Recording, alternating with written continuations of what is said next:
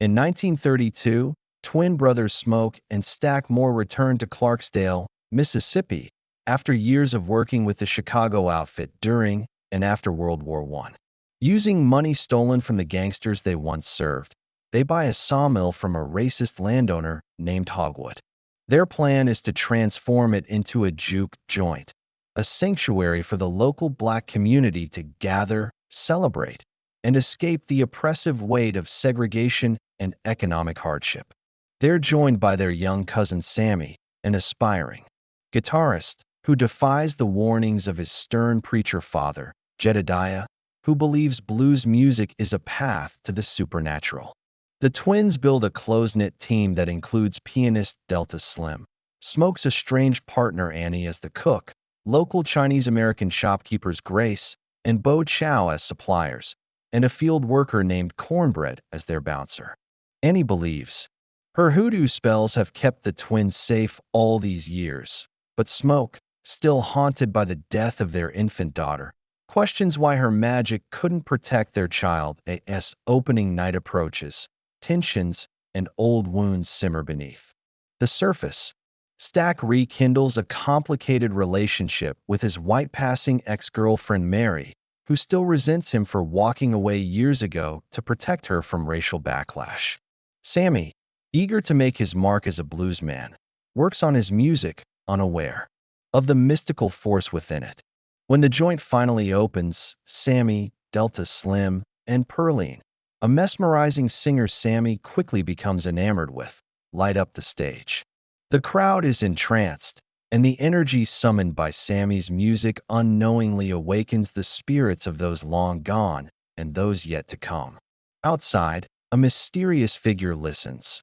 Remmick, an Irish vampire fleeing Choctaw vampire hunters. Seeking refuge, he and his thralls offer gold and music in exchange for entry, but Smoke and Stack turn them away. Meanwhile, the economic reality sets in. Their patrons are mostly paid in company scrip, making the business unsustainable. In a risky move, Mary meets with Remmick, enticed by his promise of power and liberation. She is turned, reborn as a vampire. That night, Mary returns to the joint and seduces Stack before killing him and drinking his blood. Smoke discovers them and shoots her, but her wounds heal instantly and she escapes. Outside, Remmick turns Cornbread into one of his growing number of vampires. As the club empties, more patrons are turned. Stack rises as a vampire, but flees when Annie splashes him with pickled garlic juice. She realizes what they're dealing with and explains the old lore.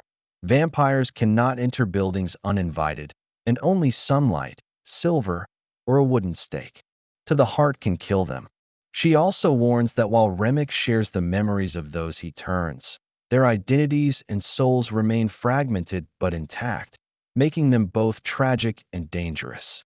Smoke and the remaining survivors barricade themselves inside, shaken by the supernatural threat and the knowledge that their own friends and loved ones have become enemies. Remmick returns and offers a dark bargain. Hand over Sammie, whose blues playing can help him summon the spirits of his lost homeland, and he'll spare the rest. He argues that vampirism offers immortality and an escape from pain and persecution, reminding them that Hogwood and his clan plan to burn down the juke joint at dawn. The survivors refuse.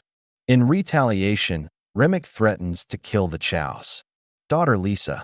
Desperate and furious, Grace breaks the rules and invites the vampires inside. Chaos erupts. Grace kills Bo, who's turned in the melee, but dies in the process. Annie is bitten by the turned Stack and begs Smoke to end her suffering. He does. Upstairs, Delta Slim sacrifices himself to buy time for Sammie, Smoke, and Pearline to escape.